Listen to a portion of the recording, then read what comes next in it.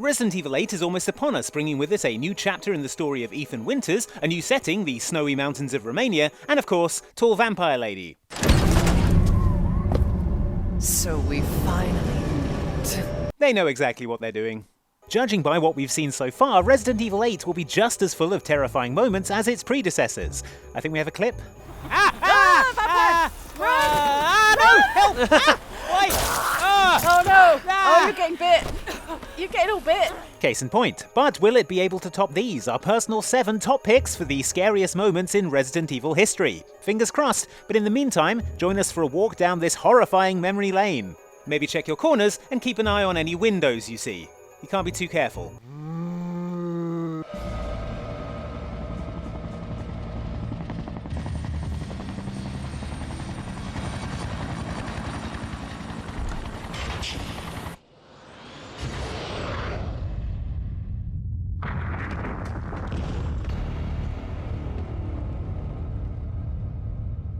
Zombies are scary, sure, but they follow the rules. They're dumb, fairly weak, and so slow that you could probably watch an entire movie in an otherwise empty cinema that had one zombie in it as long as you didn't mind moving seats every 5 minutes. Those expectations are what made Mr. X from Resident Evil 2 so terrifying. Sure, he was already terrifying with his hulking stature, relentless focus, and the fact that he appears to be in weird Uncle Fester cosplay, but none of that prepared us for the extreme measures he'd use to get at us.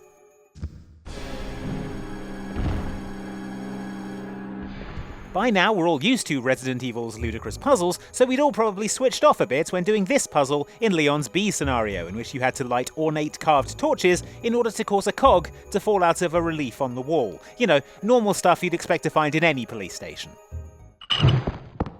Well, get ready to snap back to reality pretty effing quickly, because here comes Mr. X, and he's decided that he's not doing doors anymore.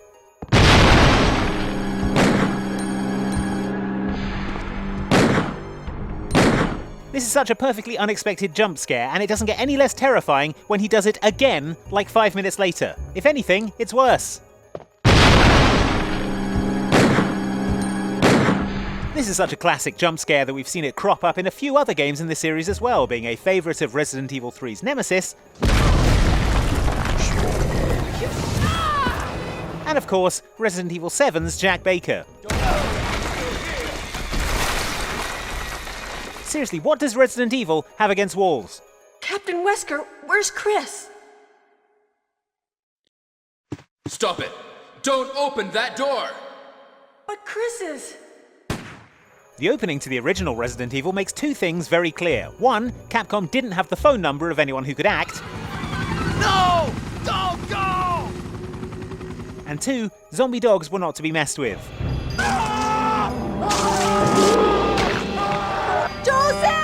This commandment was reinforced if you ever tried leaving via the mansion's front entrance, a seemingly sensible option that instead door-dashed an angry zombie dog directly to the main hall. The point is, these dogs really wanted to kill you, and nowhere is that better demonstrated than in the scene where 2 of them bodily fling themselves through a window while you're minding your own business trying to run down a corridor. There are many memorable scary moments in the original Resident Evil, from the first zombie turning around to finding Forrest's body pecked to death by crows. But for sheer shock value, nothing beats these dogs hurling themselves through the window and the ensuing panic as you either stand your ground and try to fight them, or sprint for the door telling yourself you'll deal with it later.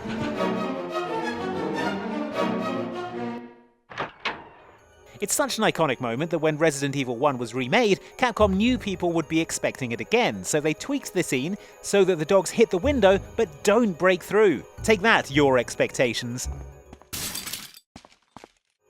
Ha, wow, you got us, Resident Evil Remake. I guess this corridor is safe forever now, and we're free to run back and forth as many times as we— Yeah!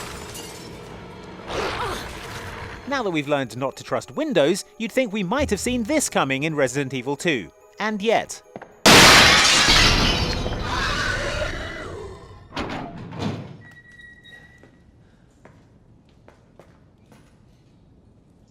Mia, oh thank God I found you. It's me, it's Ethan. Ethan? Ethan? Are you alright? You shouldn't be here. One of the things Resident Evil 7 does so well is create a truly unsettling atmosphere. From the moment you arrive at the Baker property, it's clear that something is deeply, deeply wrong, from the outsider art in the garden, to the state of the place once you get indoors, to these snuff film VHS tapes that are apparently just lying around. Andre! Andre! Clancy, you see where Andre went? I've got a good feeling about this Andre character.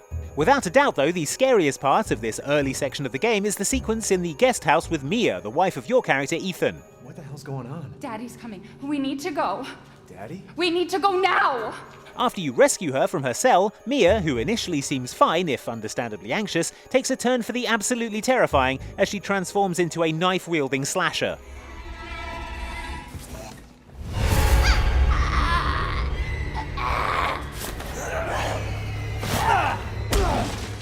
What makes this even worse is the fact that Mia turns back into her old self several times during this encounter, which is both confusing I can hear her. and guilt-inducing, especially when you've just stuck an axe in her neck.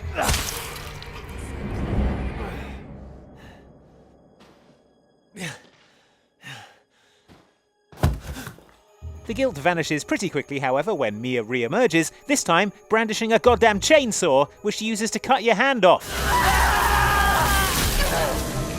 And now you have to fight her again, one-handed.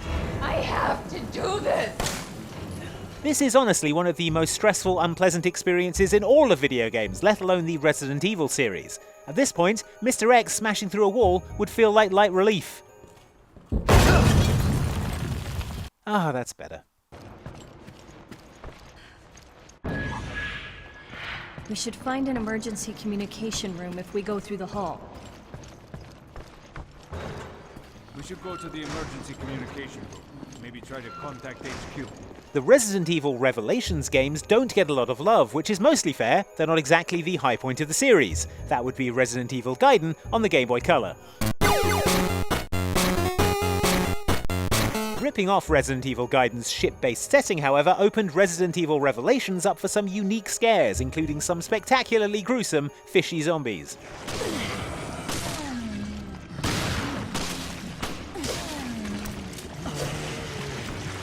It also gave us the boss known as the Communications Officer, who doesn't sound so much scary as he does sound likely to lead a webinar on efficient and dynamic interactions in the workplace. At least on a good day. Right now, he's trapped in the emergency communications room working on his Mayday. He sounds okay. Let's listen to one more word to be sure. Oh. So, having been trapped in there since the T-Abyss virus outbreak, the comms officer is seemingly now only capable of repeating a few phrases that he was clearly using a lot prior to his zombification. Mayday.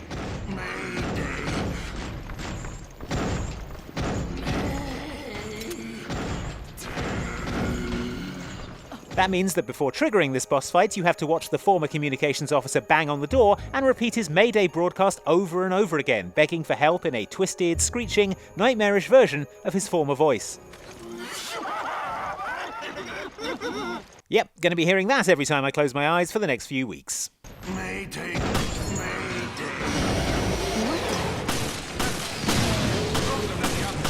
If you're anything like us, you had to think long and hard about the decision to shoot the lock off the door so you could get in there. If you did decide to let him out, it goes about as well as you'd expect. Oh no, I think this creature might be the comms officer.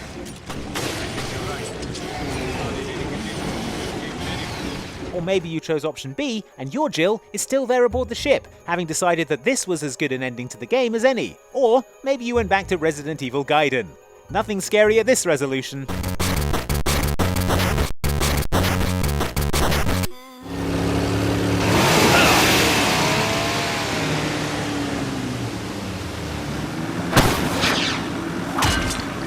Got some business to take care of. See you later.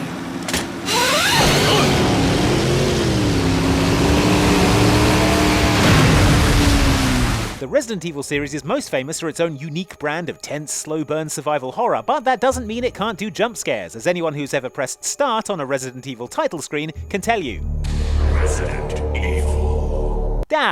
Every time. For our money though, the most effective jump scares in Resident Evil are the ones where zombies, which, we remind you, are usually slow, shambling and easily avoidable, burst out of something, arms outstretched, with the frantic urgency of a BTS fan who's just clocked V and J-Hope trying to sneak off their tour bus. Notable examples include this guy bursting out of a fridge in Resident Evil 0,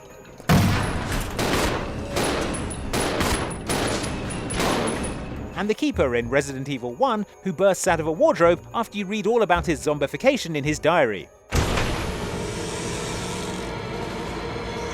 Our personal pick for most terrifying though is the oven zombie from Resident Evil 4, who had apparently been hanging out inside a weird upright oven, on fire, all day, just waiting for you to come along so he could mess you up, which you have to admit is dedication to the bit.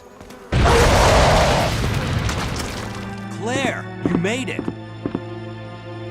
Yeah. Have you seen a little girl around here? Yeah, you just missed her. One of the most Resident Evil things about the early Resident Evil games was the loading screens. Well, that and the distinctive acting style.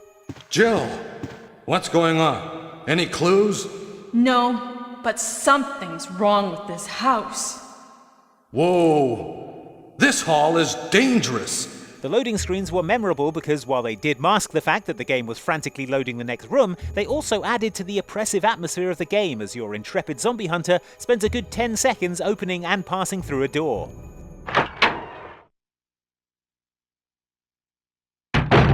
After a while, you come to think of these door and staircase sequences as a kind of mini safe room. Enemies generally couldn't come through doors after you, and every time you went through one yourself, you got a brief break to catch your breath and plan your next move. That's why it was so utterly bloody terrifying in Resident Evil 2 when you went through a door in the RCPD building to discover that a couple of zombies were waiting there for you, actually in the loading screen itself, accompanied by a musical sting that lets you know they mean business. So now we can't trust doors either. I'll add it to the list after windows, ovens, and experimental bioweapons.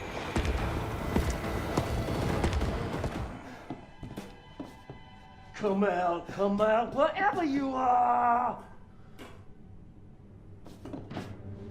Another entry from Resident Evil 7 here, which bodes well, considering that Resident Evil 8 will be continuing from where that game left off. Well, Ethan Winters. There you are. I couldn't finish this list off without bringing up Jack Baker, the pissed-off patriarch who spent a good portion of the early part of the game earnestly trying to put a spade through your head. Hit boy's got to eat. He got to have his supper. After the deeply unpleasant dinner table scene, Resident Evil 7 opens out and lets you explore the Baker family farmhouse, but with the notable drawback that Jack is also in the house with you and is actively searching you out.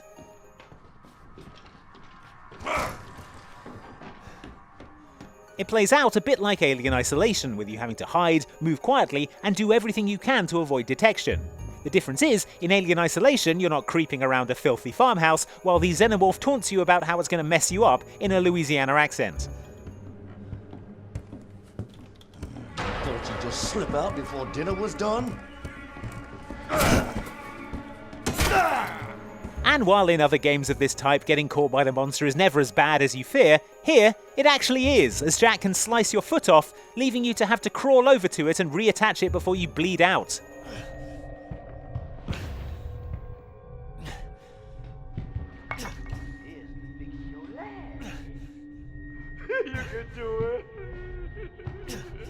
At least the chainsaw guy in Resident Evil 4 cut your head off. You know where you are with that. Dead.